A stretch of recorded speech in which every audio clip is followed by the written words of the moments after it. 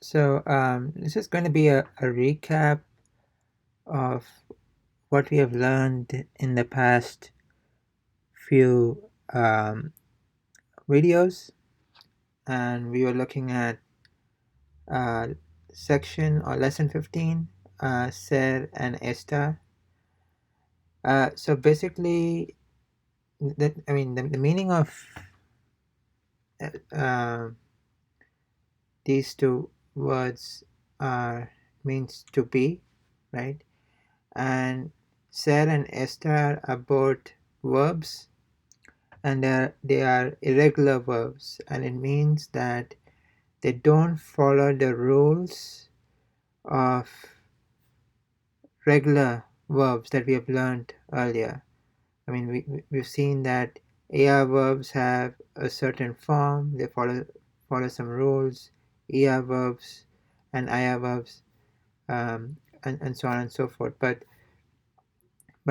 they don't follow the same rules, and because of which we need to memorize the forms for ser and estar, and that's why we see that they've listed the forms here, and they've specifically mentioned that it needs to be memorized, right? So for instance, estar, it should be estoy, estás, está, estamos, estáis, están.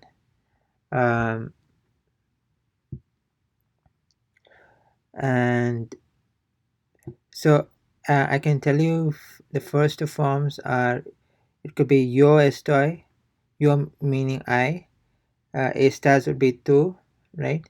So we can think about that, and this would be all right. So you get the idea. And ser would be soy, eres, I, you, right? Then you have es, somos, sois, and son, right? And the main difference between ser and estar is that with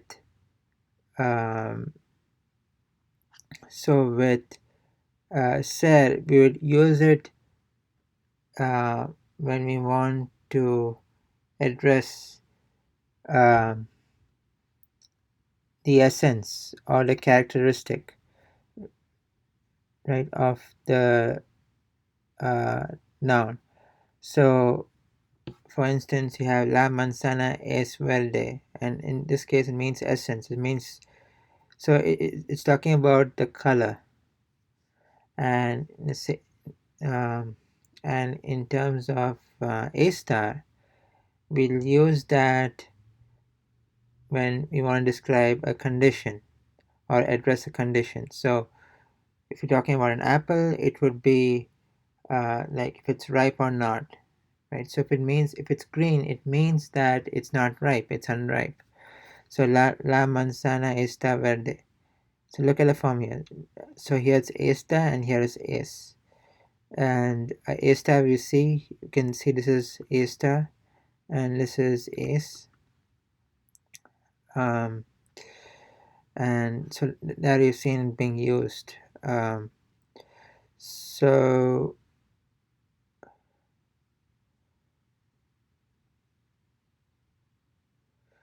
all right, and here you can see the forms, right? So we're talking about, first is I, like first person I, you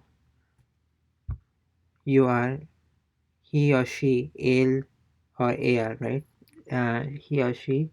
Then we are, that's where we talk about amos, emos, imos, right? So amos, so just refer to the previous section where we talk about in depth on uh, on a different forms. So go through section 8 to 10 and you'll get the gist of it. Or if you want to refresh your memory, that's a good way to do that. So basically, so we have I, you, he or she, then we are, which is and